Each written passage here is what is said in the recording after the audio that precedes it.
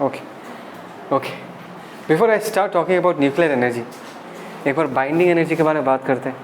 यहाँ तक binding energy क्या फिजिकली क्या, तुझे दिखाई भी नहीं देगा, बोर्ड दिखाई दे रहा है? बाइंडिंग एनर्जी फिजिकली क्या रिप्रेजेंट करता है? बाइंडिंग एनर्जी सुनने से क्या पता चलेगा? न्यूक्लियस क्या?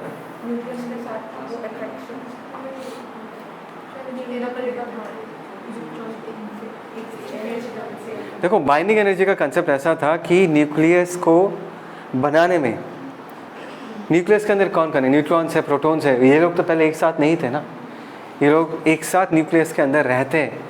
इसका मतलब ये है कि जितने सारे प्रोटॉन्स हैं, जितने सारे न्यूट्रॉन्स हैं, जब ये लोग इन्फिनिटी में थे as compared to that situation, जब ये लोग न्यूक्लियस में एक साथ रहते हैं, वो वाला अरेंजमेंट ज़्यादा स्टेबल है। That is the reason they will come together and form the nucleus, right? And it's because they are more stable. इसका मतलब है कि इस प्रोसेस में, न्यूक्लियस के बनने के प्रोसेस में क्या हुआ होगा? एनर्जी रिलीज हुआ होगा, and that energy is called as what? Binding energy. जिसको हम उल्टा करके कैसे बोल सकते हैं? अगर उसी न्यूक्लियस को तोड़ना है, अगर फिर से न्यूक्लियस के जो न्यूक्लियॉन्स है, जो प्रोटॉन्स है, जो न्यूट्रॉन्स है, उनको अगर फिर से इन्फिनिटी तक पहुंचाना है, इन दैट केस हमको जितना एनर्जी देना पड़ेगा उसको हम क्या कहते हैं? Binding energy, right? तो अगर तुम्हारे पास कोई न्यूक्लियस है और तुमको ये पता है कि नहीं भाई इस न्यूक्लियस का बाइंडिंग एनर्जी बहुत ज़्यादा है, तो तुमको क्या आइडिया पता चलेगा? कि बहुत ज़्यादा स्टेबल है, राइट? ओके, नाउ आज का जो topic of discussion that is nuclear energy. कि हम किसी तरीके से न्यूक्लियस से एनर्जी डिराइव कर सकते हैं। देखो, इसका जो मेन आइडिया का ओरिजिन है वो ऐसा है कि नेचर में बहुत सारे न्यूक्लियाई अनस्टेबल है। सो न्यूक्लियस के प्रोसेस, देखो जितने बहुत सारे नेचर में बहुत सारे ऐसे न्यूक्लियाई होते हैं जो कि अनस्टेबल होते हैं, राइट? अनस्टेबल का मतलब क्या है? They have tendency to break down, right? और इस प्रोसेस में क्या हो सकता है? एनर्जी रिलीज हो सकता है, जो हम रेडियो एक्टिविटी कहते हैं, ठीक है? बट न्यूक्लियर एनर्जी प्रोड्यूस करने का जो तरीका है वो कैसा है? देखिए यहाँ पर मैंने लिख के रखा है। अगर मैं किसी तरीके से एक न्यूक्लियस जिसका बाइंडिंग एनर्जी क्या है? Nucleus of lower binding energy, if it can be converted into a nucleus of higher binding energy, so energy will be released in the process. Do you agree with this? अगर हमारे पास एक nucleus है जिसका binding energy कम है, उसको हम किसी तरीके से अगर और एक न्यूक्लियस में कन्वर्ट कर सकते हैं जिसका बाइंडिंग एनर्जी क्या है? ज़्यादा। What does it mean? वो वाला ज़्यादा स्टेबल है, तो उस न्यूक्लियर को बनने में फिर से क्या हुआ होगा? एनर्जी रिलीज हुआ होगा। Is that clear? तो ये कैसे अचीव किया जाता है? How can we achieve this? How can we convert a less stable nuclei into a more stable nuclear, right? इसका जवाब अगर हमको देना है, तुमको वो ग्राफ याद करना पड़ेगा। हमने जो बाइंडिंग एनर्जी पर न्यूक्लियॉन का ग्राफ बनाया था, याद है?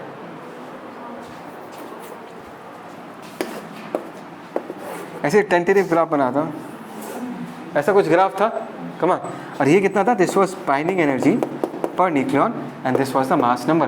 Do you agree with this in this case, right? Okay, now tell me something. अगर मैं दो लाइटर न्यूक्लियाई चूज करूँ, if I choose two lighter nuclei, for example एक का मास नंबर है 5, दूसरे का मास नंबर है 10, फॉर एग्जाम्पल, राइट? तो 5 वाले का भी बाइंडिंग एनर्जी इतना है, 10 वाले का भी बाइंडिंग एनर्जी इतना है।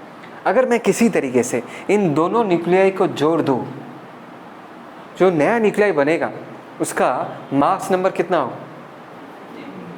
Mass number is always conserved. बनने के पहले टोटल में जितना मास नंबर था, बनने के बाद उतना ही मास नंबर रहेगा। तो 5 + 10 15 कहाँ मिलेगा तुमको? Somewhere here. इसको अगर मैं 5 बोलता हूँ, इसको अगर मैं 10 बोलता हूँ, तो यहाँ पर 15 होगा। एंड जो नया न्यूक्लियाई बना, देखो उसका बाइंडिंग एनर्जी जो है as compared to this nuclei is what? Much larger, right? That means हमने दो लाइटर न्यूक्लियाई को जोड़ा और एक हेवियर न्यूक्लियाई बनाया जिसका बाइंडिंग एनर्जी उन दोनों रिएक्टेंट्स के रिस्पेक्ट में कई गुना ज़्यादा है। Is that clear? समझ में आया? So in this process what shall we expect? In this process we shall expect that energy will be released, ठीक है? यहाँ पर एक छोटा सा डाटा मैं यूज़ करना चाहूँगा तो explain this.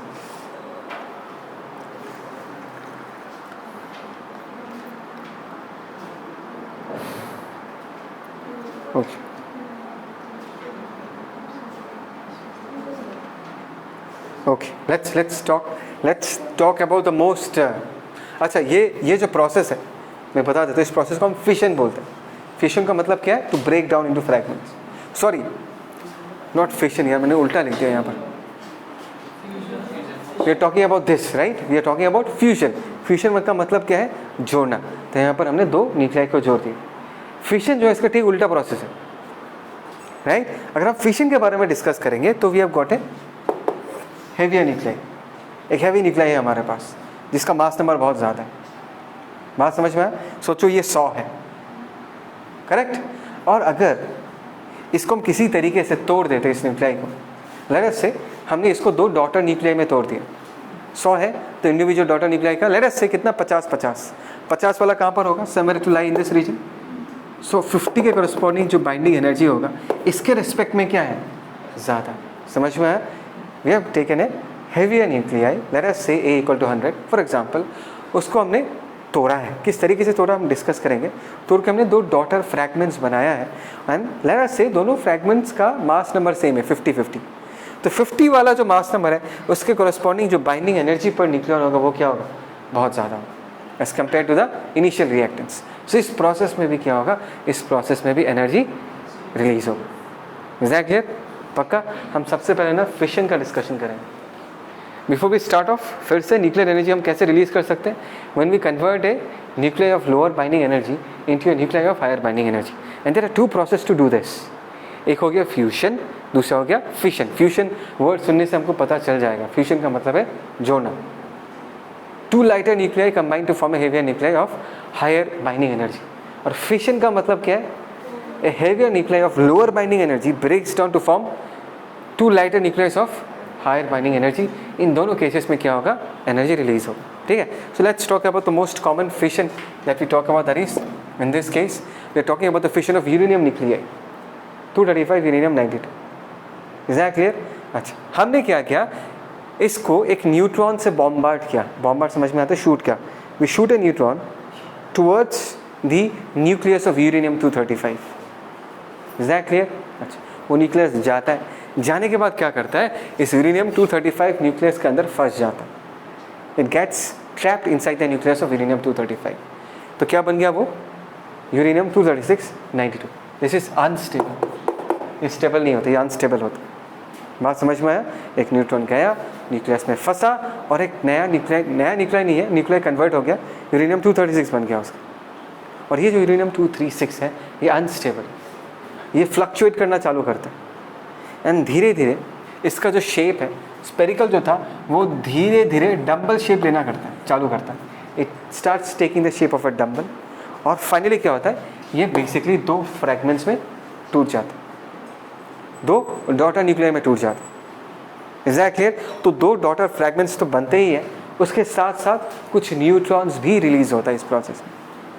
Are you getting the point what I am trying to say? इसके साथ साथ कुछ न्यूट्रॉन्स भी रिलीज होते हैं। तो देखो एक टिपिकल एग्जांपल यहाँ पर यूरेनियम 236 सिद्धित, यूरेनियम 236-92 टूट के क्या बना, barium and krypton, two daughter nuclei. और ध्यान से देखो इनका मास नंबर कितना, 144-89। ग्राफ की इस रीजन में आ जाएगा वो, उनका बाइंडिंग एनर्जी कॉरस्पॉन्डिंगली क्या होगा, ज़्यादा होगा। और इस प्रोसेस में कुछ न्यूट्रॉन्स भी रिलीज हुआ है, 3 न्यूट्रॉन्स रिलीज हुआ है। बात समझ में आया? लेकिन देखो ये जो फिशन होता है, फिशन फ्रैगमेंट्स बोलते हैं हम इसको, we call them as what, we call them as fission fragments. ये जो फ्रैगमेंट्स हैं ये सिर्फ बेरियम क्रिप्टन नहीं है, ऐसे बहुत सारे कॉम्बिनेशंस निकलते हैं। मतलब अगर तुम्हारे पास यूरेनियम का एक सैंपल है और उसका तुमने अगर फिशन करवाया तो तुम सिर्फ को बेरियम और क्रिप्टन नहीं मिलेगा, तुमको ये सब भी मिलेगा, Sb Nb मिलेगा, Xenon Sr मिलेगा, स्ट्रोंटियम मिलेगा। और गेटिंग द पॉइंट, ऐसे बहुत सारे कॉम्बिनेशंस मिलेंगे। किसी में 4 न्यूट्रॉन रिलीज होगा, किसी में 2 न्यूट्रॉन्स रिलीज होगा। मतलब मैं तुमको ये बताना चाहता हूँ कि फिशन प्रोसेस में at the end of the fission process अगर तुम सैंपल को एनालाइज करोगे तुमको बहुत सारे कॉम्बिनेशंस मिलेंगे, राइट? और as because we if you know the combinations, as because we know the initial mass number, तो अगर मैं तुमको बोल देता हूँ कि तुमने ढूंढा और ढूंढ के तुमको बेरियम मिला 144, तो तुमको पता ही होगा कि बेरियम का दूसरा पार्टनर कौन होगा, जिसका मास नंबर कितना होना पड़ेगा, 89, because mass number is always conserved. Left hand side में मास नंबर कितना है, इन दिस केस कंपेयर कर सकते, 236 है, 144, 89, 3 टाइम 3 न्यूट्रॉन्स निकलता है। ऐसे करके हम निकाल सकते हैं कि हर किसी का पार्टनर कैसा होगा, बिकॉज जब हम सैंपल में देखेंगे उसमें तो सब मिक्सचर होगा ना, हमको कैसे पता कि किसके साथ कौन सा निकला है। बस जस्ट बाई इक्वेशन के एनालिसिस से हम बता सकते हैं किसके साथ कौन सा निकला। Is that clear? पक्का? कोई doubt? So at an average कभी कभी हम लोग इक्वेशन को ऐसे करके भी रिप्रेजेंट करते हैं 235 92, उसको हमने न्यूट्रॉन के साथ एक बॉम्बार्ड किया, वो किस में कन्वर्ट हो गया 236 uranium 92 X and Y represents the क्या सिद्ध फिशन फ्रैगमेंट्स। इसी दुनिया में है ना, तो इसको हम क्या बोलते हैं फिशन फ्रैगमेंट्स। और यहाँ पर 2.5 न्यूट्रॉन्स लिखा रहता है। 2.5 न्यूट्रॉन्स कभी हो सकता है क्या? फिर भी 2.5 लिखा रहता है। What does it mean? ये हमने एवरेज लिखा है। एवरेज तो 2.5 हो ही सकता है ना, पहले वाले में 3 निकला, दूसरे वाले में 2 निकला, तीसरे वाले में 4 निकला, ऐसे तो बहुत सारे कॉम्बिनेशंस हैं। मुझे जितना याद है ऐसे टोटल 60 कॉम्बिनेशंस होता है। तो सारे कॉम्बिनेशंस का अगर मैं न्यूट्रॉन्स का एवरेज निकालूं तो कितना आता है 2.5। यहाँ तक समझ में आया? पॉज कर। अच्छा, यहाँ पर एक टिपिकल एग्जांपल लिया है ताकि हम ये समझा पाए कि एक फिशन इवेंट में कैसे हम ये कैलकुलेट कर पाएंगे कि कितना एनर्जी रिलीज होगा। ठीक है, फिशन में क्या होता है, एक भारी न्यूक्लियाई होता है जो टूट के लाइटर न्यूक्लियाई में कन्वर्ट होता है, जिनका बाइंडिंग एनर्जी ज़्यादा होता है। तो मैंने late us say for the sake of discussion एक बहुत भारी न्यूक्लियाई लिया, 240 है उसका मास नंबर, एंड उसका बाइंडिंग एनर्जी पर न्यूक्लियन है 7.6 million electron volt. Binding energy per nucleon, इसका मतलब क्या है कि अगर एक न्यूक्लियन को तुमको न्यूक्लियस से निकाल के लेके आना है तो कितना एनर्जी देना पड़ेगा तुमको? 7.6 million electron volt. Million electron volt है, समझ में आता है नहीं आता? ओके, अभी लेट अस से वो जो 240 वाला भारी न्यूक्लियाई है वो टूट के 2 लाइटर न्यूक्लियाई में कन्वर्ट होता है, जिसका दोनों का साइज हमने सेम माना, just for the sake of simplicity. 120 120 that is a new mass number. और ग्राफ में अगर हम चेक करें तो 120 का जो बाइंडिंग एनर्जी पर न्यूक्लियन है वो कितना आएगा? 8.5 million electron volt. Binding energy per nucleon, एक न्यूक्लियन का बाइंडिंग एनर्जी कितना आता है? 8.5 million electron volt. So can you tell me the gain in binding energy per nucleon? इसके पहले जब वो 240, देखो यहाँ पर भी 240 न्यूक्लियॉन्स है, यहाँ पर भी दोनों मिला के 240 न्यूक्लियॉन्स ही है। फर्क क्या है? पहले सारे के सारे एक साथ थे, अभी 2 में बढ़ गए। पहले न्यूक्लियाई अलग था, अभी न्यूक्लियाई अलग है। पहले वाले न्यूक्लियाई में पर न्यूक्लियन के पास कितना एनर्जी था? 7.6 मिलियन इलेक्ट्रॉन वोल्ट। उसी न्यूक्लियन के पास in this new nuclei what is the binding energy per nucleon? 8.5 million electron volt. बढ़ गया है बाइंडिंग एनर्जी। तो एक न्यूक्लियन के लिए कितना बाइंडिंग एनर्जी का गेन हुआ है? माइनस कर दो, 8.5 से 7.6 को माइनस कर दो, कितना है? 0.9 मिलियन इलेक्ट्रॉन वोल्ट। इसका मतलब ये है कि एक न्यूक्लियन, ध्यान देना मैं एक के बारे में बात कर रहा हूँ, एक न्यूक्लियन के बाइंडिंग एनर्जी में कितना का बढ़ावा आया? 0.9 मिलियन इलेक्ट्रॉन वोल्ट। मतलब this is the energy released. लेकिन ये एक न्यूक्लियन है। ऐसा ही चीज़, ऐसा ही काम बाकी 240 के साथ हुआ है। 240 न्यूक्लियंस का भी एनर्जी 0.9 से ही इंक्रीज हुआ है। Are you getting the point? एक का कितना है? 8.5, पहले 7.6 था, इंक्रीमेंट कितना है? 0.9 का इंक्रीमेंट आया। तो ऐसे total binding energy, total gain in binding energy कितना होगा? 0.9 into 240, that is 216 million electron volt. That is the amount of energy that will be released in the fission of one nuclei. Can you imagine the thing? तुम्हारे पास एक sample होता है, एक nuclei, समझ में आता है ना कितना? एक अगर मैं तुमको 1 ग्राम यूरेनियम भी दे दूँ, 1 ग्राम यूरेनियम, उसमें कितना सारा न्यूक्लियाई होगा? Can you imagine that? Given mass में मोलर मास करो, मोल्स में लगे इंटू 6.022 इंटू 10⁻23। ये तो एक न्यूक्लियाई का कहानी। एक न्यूक्लियाई के फिशन में ही इतना एनर्जी रिलीज हो जाएगा, 216 मिलियन इलेक्ट्रॉन वोल्ट। जो बॉम्ब्स बने थे ना, एटम बॉम्ब्स, यही तो था। Getting the point? So this is the amount of energy which is released in the process.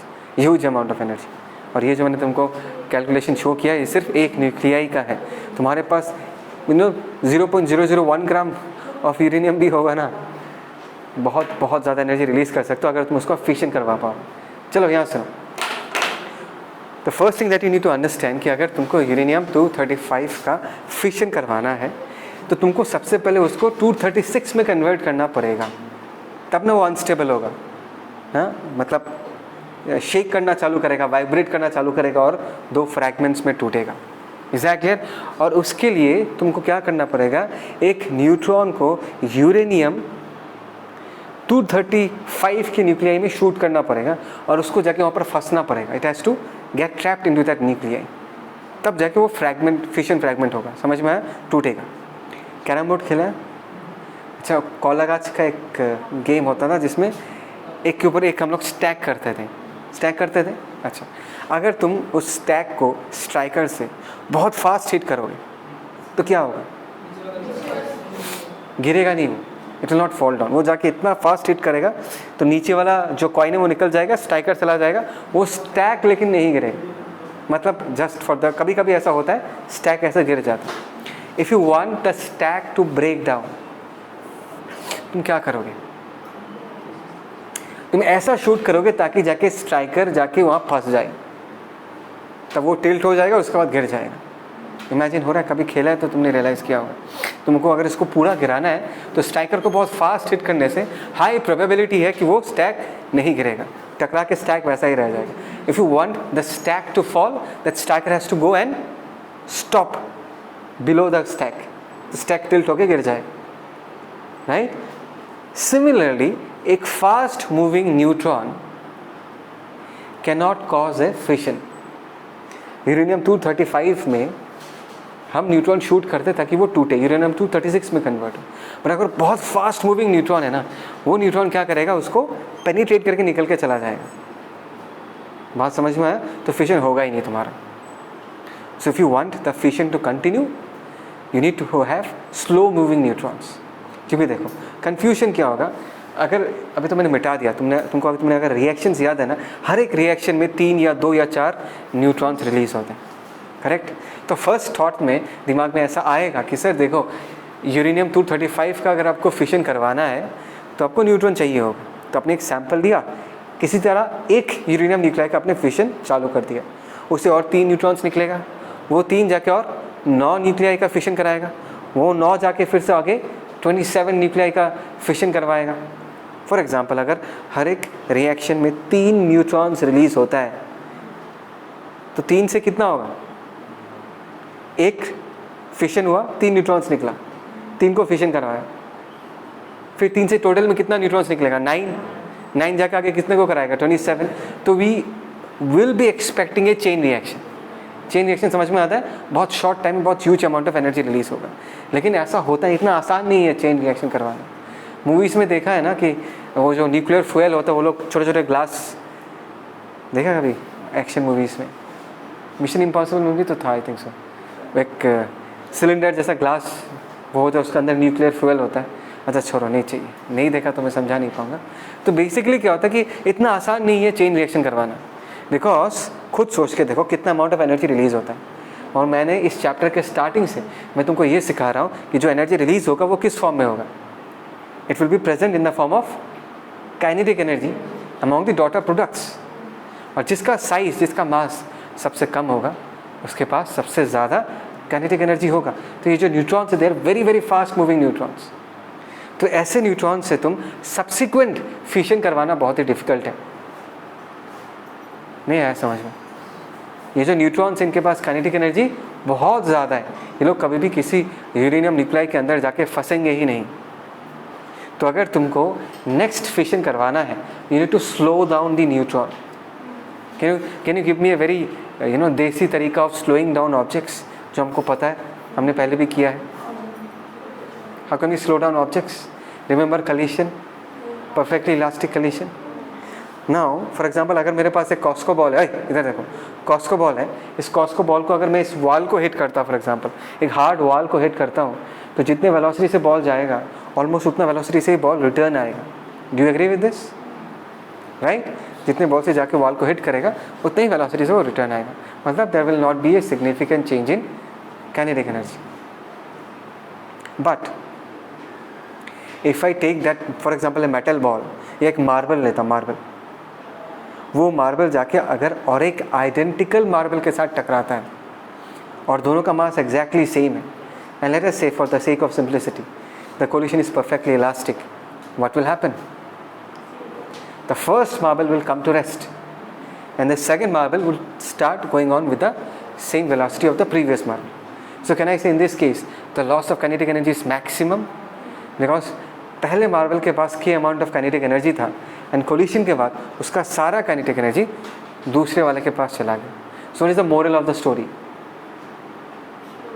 कि कोलिशंस करवा के हम एनर्जी लूज करवा सकते हैं, लेकिन अगर ऐसा इंटेंशन है कि नहीं उस बॉडी का काइनेटिक एनर्जी तुमको घटाना है, that means you need to make those particles strike with other particles having comparable masses. The masses have to be comparable. Only then you can expect the colliding particles to lose a significant amount of kinetic energy. बात समझ में आया? तो अभी तुम neutrons को अगर slow down करना चाहते हो तो तुम न्यूट्रॉन्स को किसी हैवी मैटर के साथ टकराने से वो कभी भी स्लो डाउन नहीं होगा. इसीलिए न्यूक्लियर रिएक्शन जब कराया जाता है तो रिएक्टर्स में कराया जाता है. बड़े बड़े रिएक्टर्स होते हैं और इन रिएक्टर्स के वॉल्स में ना हैवी वाटर ड्यूटेरियम बोलते हैं उसको लगाया जाता है, या पहले ग्राफाइट शीट्स लगाया जाता था, क्योंकि ग्राफाइट शीट्स या हैवी वाटर को जो साइज़ है ना that is comparable to the size of neutron. तो न्यूट्रॉन्स जब एक रिएक्शन में रिलीज़ होता है वो न्यूट्रॉन्स जाके जब इस रिएक्टर के वाल्स के साथ जाके टकराता है एंड बिकॉज उसने वाल में क्या लगा के रखा है, D2O लगा के रखा है, ड्यूटेरियम. उसका जो साइज़ है that is comparable to the size of the neutron. तो कोलिशंस के कारण that neutron they lose significant amount of energy. तो इस तरीके से हम रिएक्शन को कैरी फॉरवर्ड करते हैं. Getting the point by using moderator. इसको हम क्या बोलते हैं, मॉडरेटर्स बोलते हैं. To moderate the speed of the neutrons. वो तो हम लोग कैलकुलेट कर सकते हैं ना कि कितना बार टकराने के बाद उस न्यूट्रॉन का एनर्जी उतना एनर्जी होगा कि वो और एक फिशन करा सकता है. तो जब तक उस न्यूट्रॉन का एनर्जी डिक्रीज़ हो गए उस रिक्वायर्ड लेवल तक नहीं आएगा उसको कोई दूसरा न्यूक्लियर एब्जॉर्व करेगा ही नहीं आया समझ में, because that particular neutron is not ready to get absorb by different nuclear. तो टकराते फाइनली जब उसका एनर्जी ठीक ठाक बन जाता है तभी जाके वो दूसरा यूरेनियम न्यूक्लियर उसको क्या कर जाता है, एब्जॉर्व कर जाता है. ये सब चीज़ें मैंने अपने नोट में लिख के दिया, इतना लिखने से तो हो गया और बहुत टाइम लग जाएगा, मैं बस समझा रहा हूँ. एक तो ये मैंने लिख के रहा reasons for not having a chain reaction. तो सेकंड में मैंने लिख के रखा हाई स्पीड ऑफ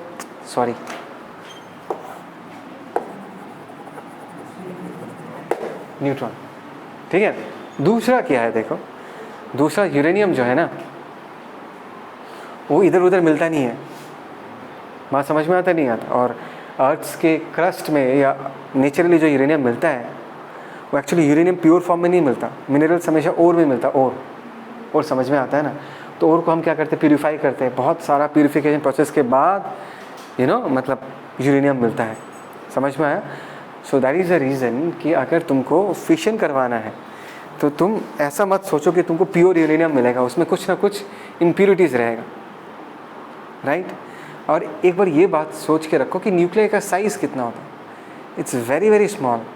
बात समझ में आया. तो if you are shooting a neutron the chances of the neutron to get trapped inside a uranium nucleus is very very less. तो अगर तुम डायरेक्टली और लेके फिशन करवाना चाहोगे होगा ही नहीं. तुम न्यूट्रॉन शूट करते जाओगे लेकिन फिशन होगा नहीं, बिकॉज इतना कम होगा डेंसिटी यूरेनियम का, यूरेनियम 235 का, कि वो न्यूट्रॉन जाके उस पर फंसेगा ही नहीं. राइट. तो अगर तुमको चेन रिएक्शन मतलब अगर फिशन रिएक्शन करवाना है तो तुमको पहले उस ओर को क्या करना पड़ेगा, प्यूरिफाई करना पड़ेगा, आर्टिफिशियली एनरिच करना पड़ेगा उसको. तब जाके you can expect the fission reaction to happen. तो समझ में आ रहा है मैं क्या कह रहा हूँ. तो हमको आर्टिफिशियली एनरिच करना पड़ता है. So that is the second case की poor concentration of uranium is another case की चेन रिएक्शन नहीं हो. Is that clear? Okay. Next let us talk about reproduction constant. K बोलता है. पहला वाला समझ में आ गया कहानी.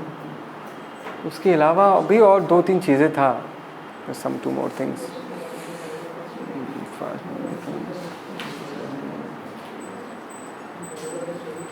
ओके चलो कोई नहीं, इतना ही चाहिए. Let's talk about reproduction constant. इधर सुनो. रिप्रोडक्शन कांस्टेंट ऐसा एक कांस्टेंट है जो तुमको ये बताएगा कि एक फिशन इवेंट से कितना सारा neutrons is capable of producing another fission event. समझ में आया. के इज ए कांस्टेंट जो तुमको ये बताएगा कि एक फिशन इवेंट से बहुत सारे न्यूट्रॉन्स निकलते हैं, 2 3 4 निकलते हैं, उसमें से कितने सारे न्यूट्रॉन्स और एक फिशन करवा सकता है, because all the neutrons will not have the capacity. बात समझ में आया? तो उसको हम रिप्रेजेंट करते हैं विद द वैल्यू ऑफ के। तो खुद सोच के देखो, if k equal to 1 the reaction will be a self sustained chain reaction. What you mean by this? एक का फिशन करवाया, इससे निकला 3 न्यूट्रॉन्स, लेकिन 2 न्यूट्रॉन्स फिशन नहीं करवा पाएगा, सिर्फ उसमें से सिर्फ एक ही न्यूट्रॉन फिशन करवा पाएगा। तो एक न्यूट्रॉन जाके और एक न्यूक्लियाई का क्या करेगा, फिशन करेगा, उसमें से भी सिर्फ एक ही न्यूट्रॉन जो है वो क्या करेगा, आगे जाके और एक बार फिशन करवा पाएगा। समझ में? तो रिएक्टर के बहुत सारे पैरामीटर्स हैं जिसको कंट्रोल करके हम इस रिप्रोडक्शन कांस्टेंट को मैनेज कर सकते हैं। मैं कैसे बताता हूँ। कभी कभी क्या होता है, तुमने एक फिशन करवाया और बहुत सारे ऐसे न्यूट्रॉन्स निकल गए जो कि और फिशन करवा सकते, तो आप क्या कर देते हैं, वहाँ पर एब्जॉर्बिंग रॉड्स डाल देते हैं रिएक्टर के अंदर, न्यूट्रॉन एब्जॉर्बिंग रॉड्स। तो वो क्या कर लेगा, रॉड्स क्या कर लेगा, बहुत सारे न्यूट्रॉन्स को क्या कर लेगा, एब्जॉर्ब कर लेगा। So the available neutrons which can produce the next fission will decrease. समझ में आया? तो इस तरीके से कंट्रोल कर सकते हैं कि रिप्रोडक्शन कांस्टेंट के का वैल्यू हम कंट्रोल कर सकते हैं। समझ में आया? तो k इक्वल टू 1 तुमको क्या बताएगा, हर एक फिशन इवेंट से सिर्फ एक ऐसा सिंगल न्यूट्रॉन निकलता है जो दूसरा फिशन इवेंट करवा सकता है। अगर k का वैल्यू 1 से कम हुआ तो there is very high chances वो जो रिएक्शन है वो ख़त्म हो जाएगा, बंद हो जाएगा। इफ k का value is what, less than 1, तो under this conditions we say that the reactor is what, sub critical. मतलब अगर ये कंटिन्यू होगा, कुछ देर के बाद रिएक्शन अपने आप क्या हो जाएगा, बंद हो जाएगा। और k का वैल्यू अगर 1 से ज़्यादा हुआ, there is a very high chance of a runaway reaction. Runaway reaction मतलब huge amount of energy may be release within a very short period of time. देखो reactor में हम क्या use करते हैं, reactor में हम लोग सस्टेन्ड एनर्जी प्रोड्यूस करना चाहते हैं। एटम बम बनाना नहीं चाहते कि एक बार में सारा न्यूक्लियाई जो है वो फूट के सारा एनर्जी रिलीज़ हो जाए, ऐसा नहीं चाहते। हम क्या चाहते हैं कि सैंपल धीरे धीरे क्या करें, एनर्जी रिलीज़ करे और उस एनर्जी को हम यूज़ कर पाए। समझ में आया? So this are some of the factors that you need to understand. This is all about fission. एक बार एनसीईआरटी की बुक को अच्छे से पढ़ लेना, उसमें और भी छोटी मोटी चीज़ें लिखा हुआ है, but this is the basic gist of the concept. ठीक है?